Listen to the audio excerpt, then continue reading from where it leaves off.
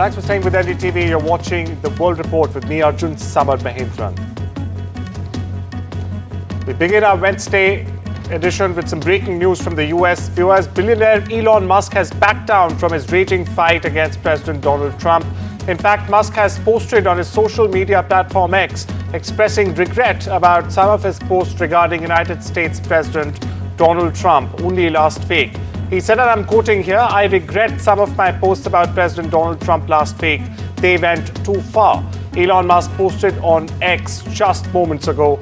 Meanwhile, Musk and Trump engaged in a public feud over TV interviews and social media X posts after the Tesla and SpaceX billionaire CEO left his role in the government and criticized the Republican Party's new proposed tax bill.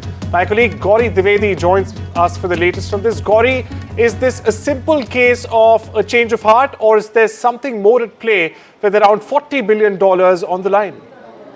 Billions of dollars are indeed on the line, Arjun, and Elon Musk has finally accepted the fact that some of his tweets did go too far because the questions were raised not just about Trump as a president, but also Trump's character and conduct in the past as well, when he referred to Trump being in the Jeffrey Epstein file. So that is a very serious allegation, something that did evoke a very sharp and a strong response from the Trump camp, and that tells you that how quickly this spat became so bitter, so personal, and so ugly. Now there is an olive branch that Elon Musk has extended, but we still don't know whether President Trump has taken it or will accept that or not. If he does, then that will mean the end of this really bitter fallout, but still early days to say, because in the last couple of days back, Elon Musk did express an interest to have a phone call, something that was turned down by the president himself when he responded to reporters saying that he's not going to entertain any phone call with Elon Musk. So it's still early days to see whether this olive branch will be accepted, but what I can say is that there are indeed billions of dollars at stake for Elon Musk, whether it's the electric vehicle business or some of his other business prospects as well. There's a reason why $100 billion was wiped off from his net worth and from Tesla, because the shareholders saw through this spat being erosion of value. So that really remains to be seen. Thank you so much for unpacking the latest for our viewers there, Gauri. Now on to our top focus. On this Wednesday edition of The World Report, viewers, a Pakistani suspect has been extradited from Canada to the United States on Tuesday. Why? To face charges for plotting to carry out an attack on Jews in New York City, the Justice Department has said. 20-year-old Mohammad Shahzeb Khan, also known as Shahzeb Jadoon, was arrested in Canada in September last year. Viewers, according to a criminal complaint, Khan planned to travel to New York and carry out a mass shooting in support of the Islamic State at a Jewish center in Brooklyn on the 7th of October, anniversary of the deadly 2023 Hamas attack on Israel. Let's cut to my colleague Gauri Dwivedi once again, who's got the latest for us. Arjun, now the fact is, this is something that India has all along been saying, which is that Pakistan is a global terror threat, not just for India, but for the world. There have been several instances as early as August 2024, when Pakistanis have been deported, held in the US on very serious terror plots, and this is no exception. But in the backdrop of, despite these repeated such instances coming to light, and India's insistence that Pakistan should be blacklisted, should not be on any of those UN sanction committees, the Trump administration is actually lauding the Pakistani leadership, which brings us to ask the question that is there a complete disconnect, or is it because of commercial interests that the Trump administration, which many feel the family of the president tied to Pakistan through some crypto interests, is the reason why Pakistani leadership is being lauded by President Trump instead of being called out that here is a country which exports terror, and US is also at the receiving end of it. It's not just India, and that I think is the larger question that the Trump administration needs to now be held accountable for. Well, pertinent question you raised there, Gauri, and thank you so much for unpacking that for our viewers. Moving on.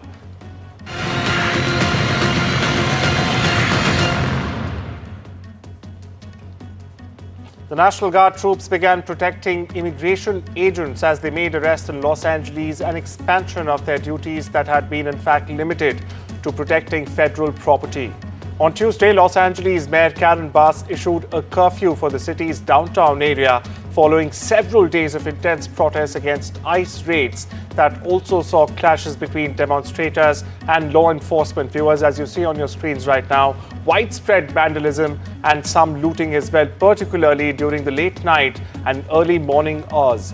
Meanwhile, California Governor Gavin Newsom has condemned President Trump's deployment of the military in Los Angeles, and he's called it a brazen abuse of power in a televised speech. Listen in to the war of words that has in fact erupted. Within the span of a few decades, Los Angeles has gone from being one of the cleanest, safest, and most beautiful cities on earth to being a trash heap with entire neighborhoods under the control of transnational gangs and criminal networks. It's horrible what's happened so quickly. As the entire world can now see, uncontrolled migration leads to chaos, dysfunction, and disorder. And you know what? They have it in Europe too. It's happening in many of the countries of Europe. They don't like it when I say it, but I'll say it loudly and clearly. They better do something before it's too late. Very simply, we will liberate Los Angeles and make it free, clean, and safe again. It's happening very quickly. Donald Trump, without consulting California law enforcement leaders, commandeered 2,000 of our state's National Guard members to deploy on our streets, illegally and for no reason.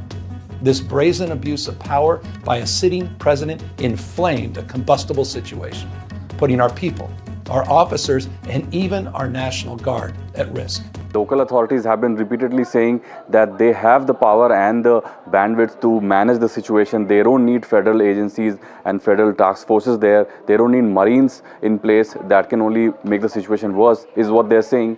But this Trump versus Newsom fight is not, backing down. This is continuing. Statements are being filed, and a lawsuit has also been filed.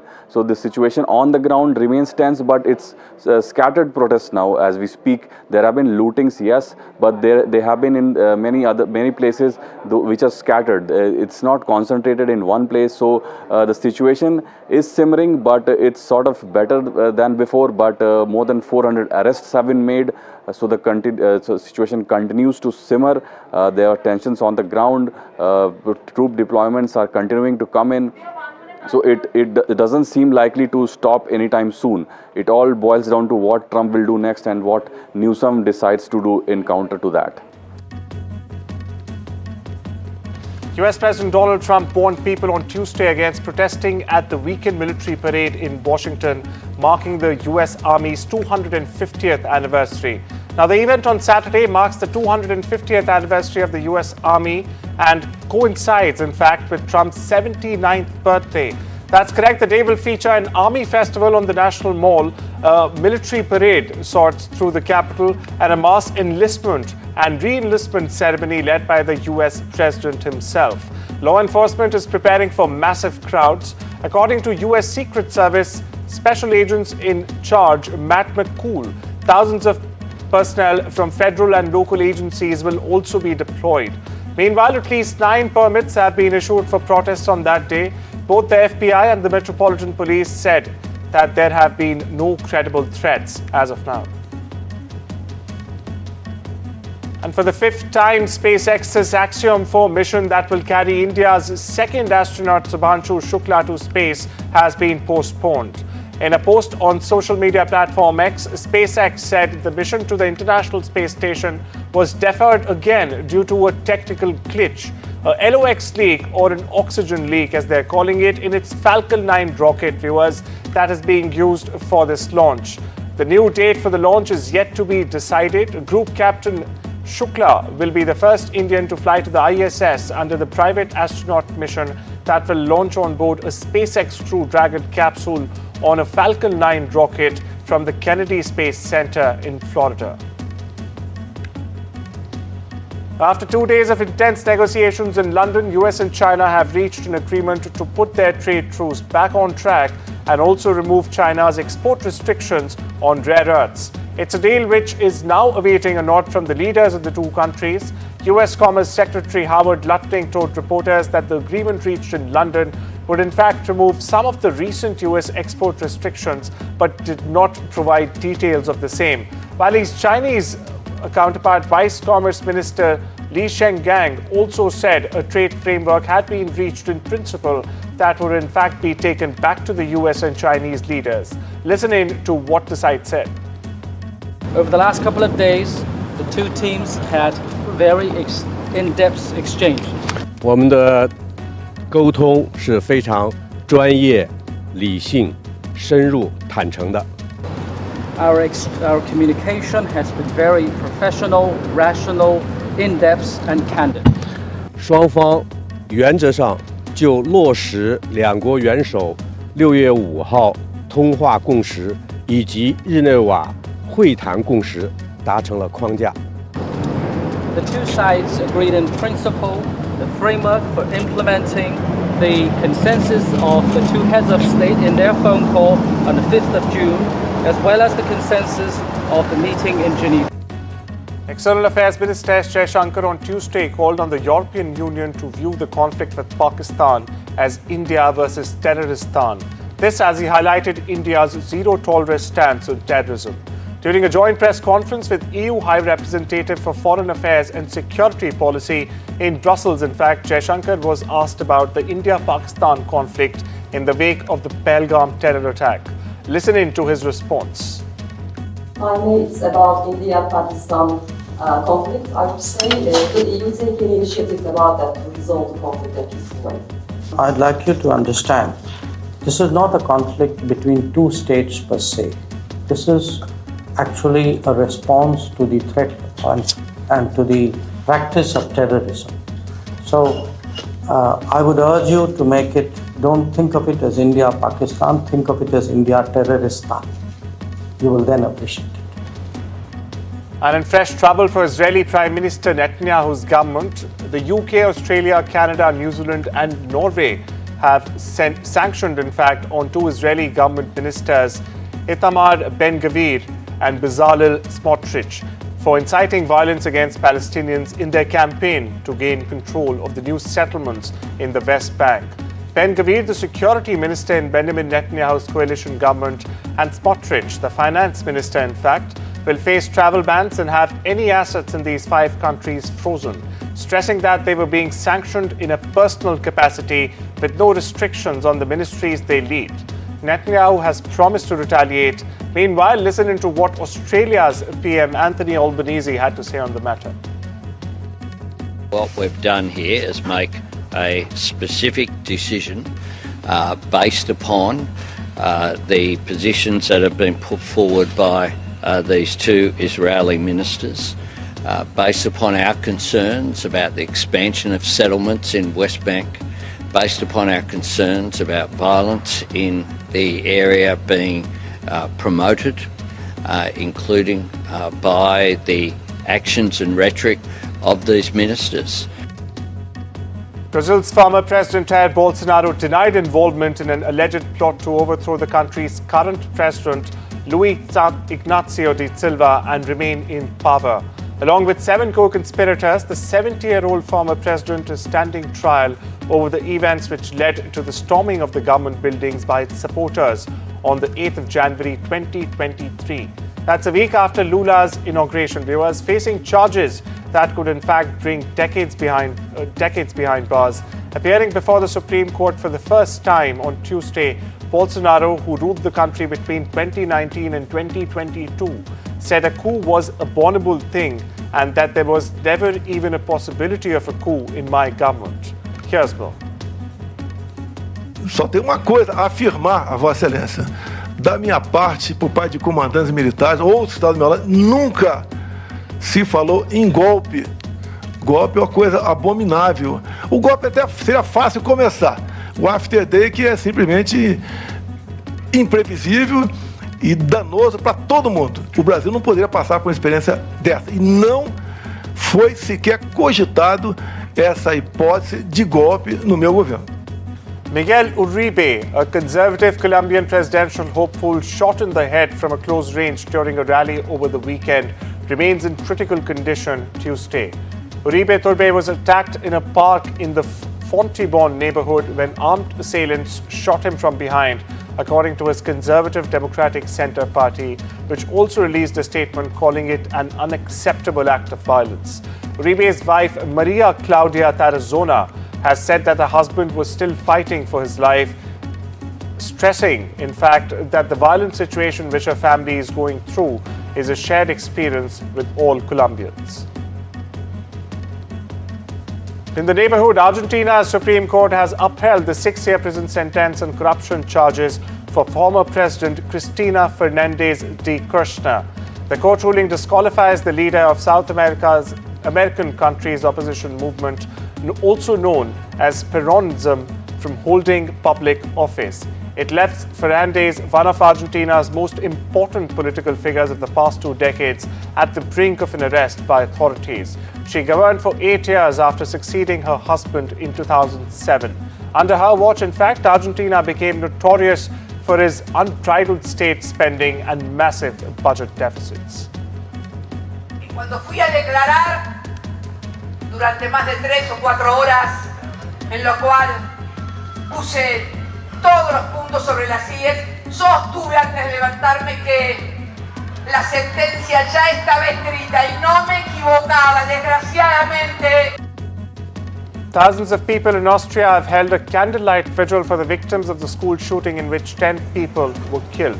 A former school student opened fire at the school in Austria's second biggest city on Tuesday, injuring many others. Police said the 21-year-old suspect, a former student, took his own life in the school bathroom shortly after the gun attack in Graz on Tuesday, the deadliest in the country's recent history. There was no immediate information on the motive of the 21-year-old man who had no previous criminal record. Human-caused climate change has raised temperatures in Iceland and Greenland by several degrees during a record-setting May heat wave, raising concerns about far-reaching implications on melting Arctic ice has for weather around the world. Scientists said in an analysis, in fact, released Wednesday, Greenland ice sheets melted many times faster than normal during the heat wave, while parts of Iceland saw temperatures more than 10 degrees Celsius above average. Iceland, in fact, set a new record for its warmest temperature in May when the airport hit 26.6 degrees on the 15th of May. The Arctic is one of the fastest warming places on Earth. Here's more. So what we found by looking at this extreme heat, particularly over Iceland, but we also looked over parts of Greenland, that it was an absolute record-breaking event. So it was much hotter than May has ever been in Iceland. At least so it was the hottest 1 week that Iceland has ever had in May. Well, it's time we slip into a short break. Much more on the other side.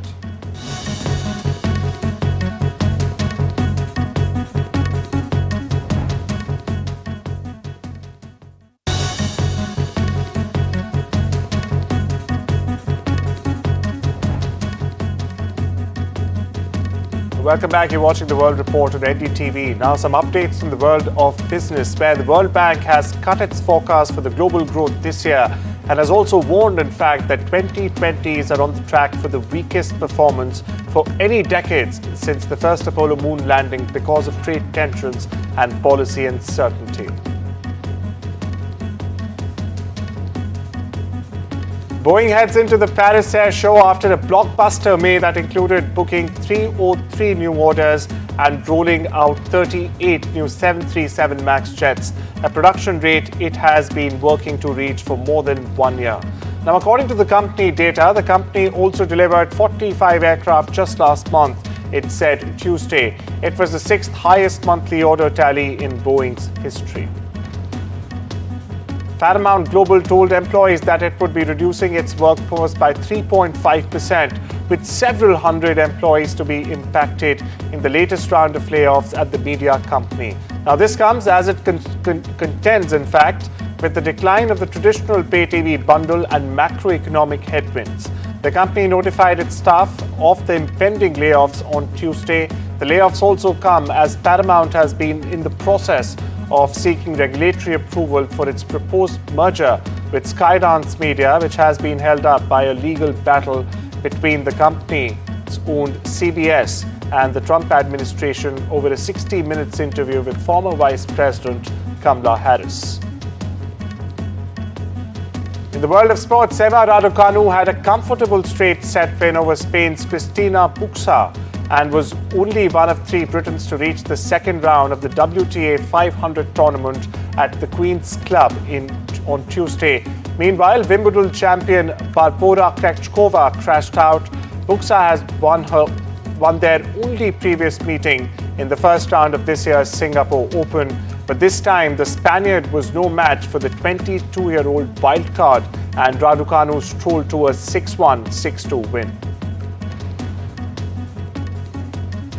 Update from the entertainment world, where Kaby Lame, the world's most popular TikTok personality with billions of followers, has left the US after being detained by immigration agents in Las Vegas for allegedly overstaying his visa. That's correct. The Senegalese-Italian influencer, whose legal name is Seringue Cabernet Lame, was in fact detained Friday but was allowed to leave the country without a deportation order. A spokesperson for the US Immigration and Customs Enforcement confirmed in a statement. Now, his detainment and voluntary departure from the US come amid President Donald Trump's escalating crackdown on immigration. And a human-sized Labu doll fetched a whopping $150,000 at an auction where? In China's Beijing, viewers, in a testament to the popularity of the collectible toy flaunted by celebrities. The one-of-a-kind mint green Labu, a monster character created by Hong Kong-born artist Kaising Lung, went under the hammer at China's Yongle auction house on Tuesday, along with 47 other Labu collectible items. PopMart International Group Limited, in fact, the Beijing-based maker of the toothy monster dolls, has seen its share surge more than 180% only this year amid the craze for its soft toys seen carried by the likes of Rihanna and Blackpink's Lisa. Labu fans are known to brave long queues and often ready to pay inflated prices to get their favorite toy. Well, that's all we have for you on this Wednesday edition. Take care and have a wonderful day.